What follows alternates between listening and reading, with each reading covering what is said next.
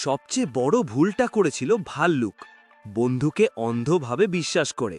কি হলো চলো গল্পটা শুনি। জঙ্গলে এক ভাল্লুক আর এক নেকড়ে ছিল।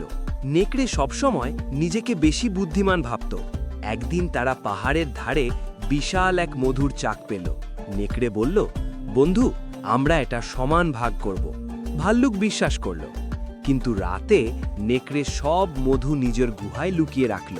সে হাসতে লাগল, সরল ভাল্লুক কিছুই বুঝবে না। কিন্তু ভাল্লুক আগেই বুঝেছিল। সে গুহার সামনে গিয়ে জোরে বলল, মৌমাছিরা, তোমাদের মধু কে চুরি করেছে দেখো।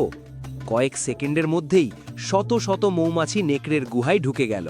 নেকড়ে চিৎকার করে দৌড়াতে লাগল। ভাল্লুক শান্তভাবে বলল, চালাকি করে জেতা যায় না।